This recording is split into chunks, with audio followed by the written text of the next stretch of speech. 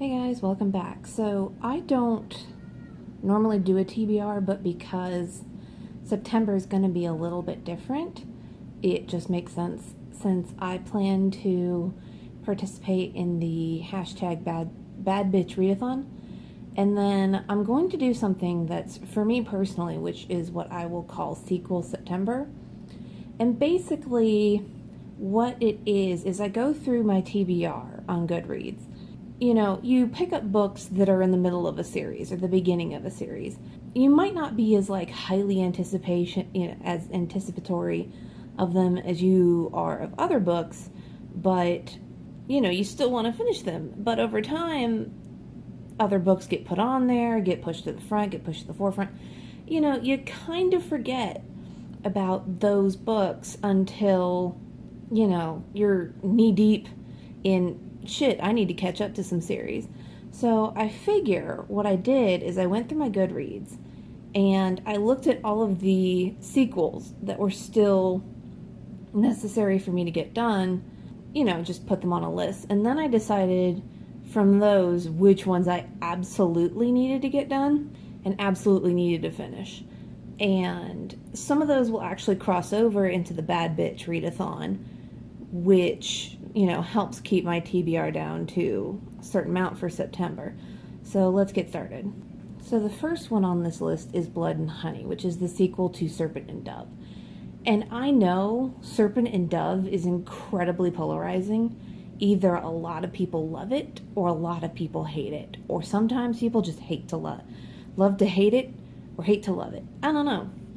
But I happen to love it. It could be because it came at a time when I really needed that book to get me through the day, because I was going through some shit at the time at work and it really, really helped. And it was the audiobook version. But I went out and bought the actual physical version because I loved it just that much. So Blood and Honey is one of the few on this list that is highly anticipated for me. So that's why, it's going to be in my sequel September. So the next on my list of the sequel September is going to be the sequel to The Strange Case of the Alchemist's Daughter, which is European Travel for the Monstrous Gentlewoman. Now, I know this series has actually gotten past this point by now, but I really would like to catch up to it. And basically, this series follows the daughters of classic literary protagonists or antagonists or villains. If I remember correctly, the first book, the narrator is the daughter of Dr. Jekyll, and he has passed away. And so she finds out some things about him that send her on this journey of sorts, and she meets the daughter, Mr. Hyde, who would be her half-sister. It's very convoluted, and it's been a while since I've read it. I know that Frankenstein's daughter is in it, but she wasn't born, she was made. And I think the Wolfman's daughter is in here somewhere. Again, I can't remember exactly how it is, but I do know that it's the daughters of classic literary characters. And also there's this flirtation between Dr. Jekyll's daughter and, if I remember correctly, Watson, because Sherlock Holmes and Watson are in this. I remember the first book was okay. I enjoyed it. I didn't love it, but the premise was interesting enough where I do need to continue on with the second book, which again is European Travel for the Monstrous Gentlewoman. The next book in sequel September is The Towering Sky by Catherine McGee, which is the third and final book in the Towering Heights trilogy.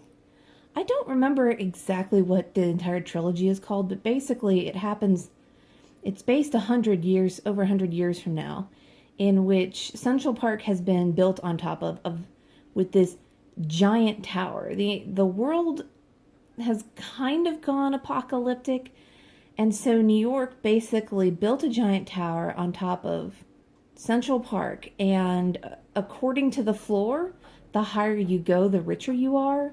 And so it follows several people and then their interactions between the floors. The penthouse suite, we follow Avery, if I remember. It's been so long. This is why I need to do this. so I can finish this fucking series. It's been a while. But we follow, like, Avery, who is literally a test tube baby, and she's got this weird relationship with her adopted brother. And I know he's adopted, and I am not going into that, okay? That is y'all's business. Mine is, I'm a little squicked out by it. I still read it, but it's just like, oh, for fuck's sake.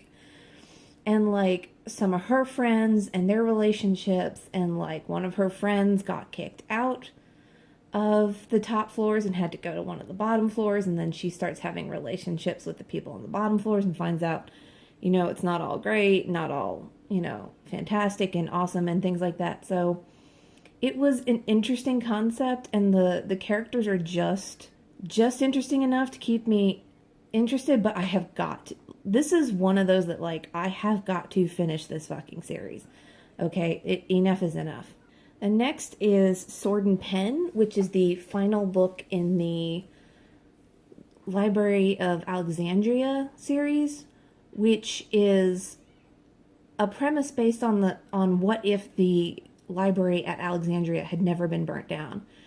And it's a kind of a steampunky Victorian story that follows a hero. I can't remember his name.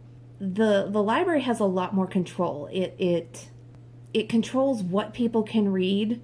The printing press has been built several times, and the library is like, no, if the Gutenberg printing press is allowed to continue forward, then people will be able to read whatever they want, and we can't have that. So they've destroyed it, and they've greatly harmed the inventors of it. And this hero goes to Alexandria to learn how to be a part of it, and a lot of shit happens, and they're basically trying to overthrow the library and bring about actual revolution to the world so that people can stop being controlled, their information controlled by one primary source.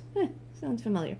But this is the last book, and this is another series I've enjoyed, but I definitely need to finish it.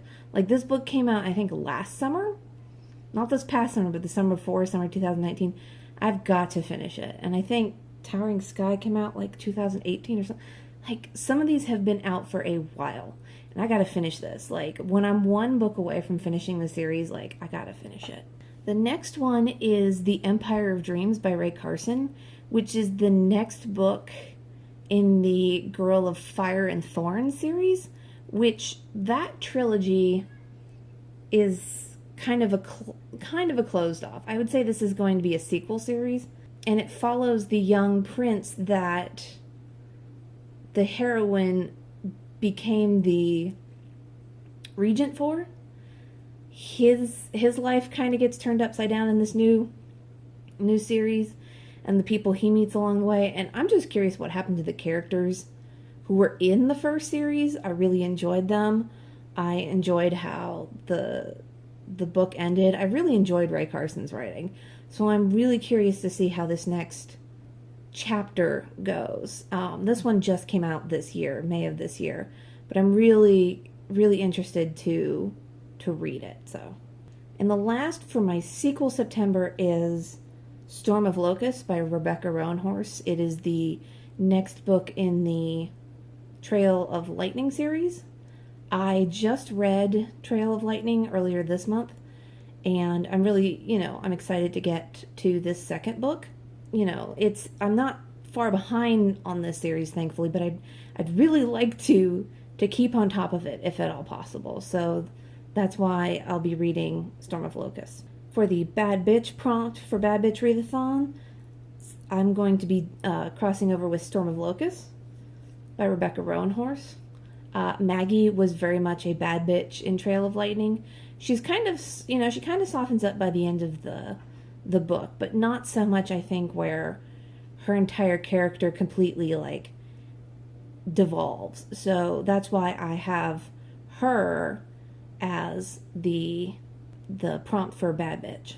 Then for Frosty Bitch, which is a main character who's very, kind of closed off, curt to other people, I did And I Darken, because it is a Dracula retelling, but as a female Dracula, and I can't think of a more frosty character than Dracula, other than it being like a Yeti, and I don't think I have a Yeti.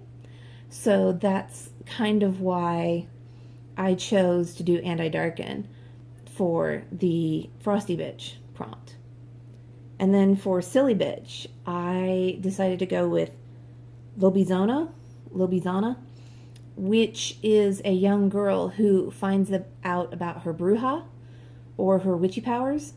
Generally, and Silly Bitch prompt is like a clumsy main character. And generally, when you first find out that you have magic powers, you're gonna kind of be clumsy. You're gonna stumble over it, and it can be kind of funny.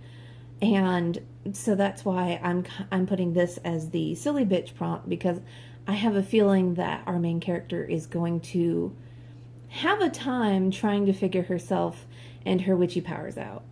So Blood and Honey will also fill the prompt for Thirsty Bitch, which is a female, or a main protagonist, main character, who is comfortable with sex, with, has safe sex with their partner, or multiple partners, or what have you.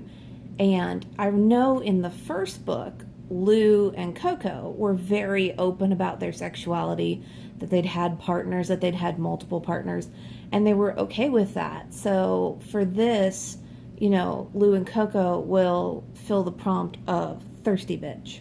So that is, other than I am also in the middle of another series, the Lady Darby series, which I have really, really gotten into. And I'm in the middle of them right now. So I want to read as much of them as possible. But those are not part of the prompts. That is just me really, really enjoying a series and really wanting to get caught up, because there's 9 books out right now, and there's a 10th book on its way, but I have a feeling it won't come out till next year. But that is not a part of the prompt. So that gives me like 13 to 15 books for the month of September, and that's a pretty hefty TBR. So some of the other books that are up for contention, which would be for sequel September, have been Final Shadows by Kay Hooper. There's Something About Sweetie by Sandhya Menon. Dark Age by Pierce Brown. Rebel by Marie Lu. Children of Virtue and Vice by Tomi Adeyemi. Igniting Darkness, which is Robin Lefebvre's. And then Unravel the Dusk, which was the sequel to Spin the Dawn. So I'm thinking in the future what I'll do is I'll start adding 1 or 2 books to put them on hold for the library so that I can get through this.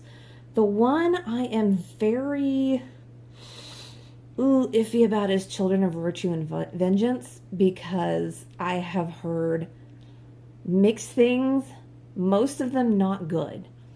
And I kind of know the spoilers of it, and I'm like, I don't know if I want to read this.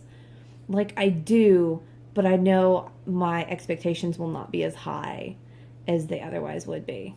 So, but yeah, I'm going to try to get to those at least each month until I get my sequels list back down to, where the sequels are coming out and have not already come out. And so that is all for my sequel September and the hashtag Bad Bitch Readathon, which I need to tell you, it's hosted by, I will link her channel down below. I'm butchering that name, I apologize. So I hope y'all enjoyed this video. Again, this is just me, sequel September. And I know a lot of booktubers are like, oh my god, I'm so behind.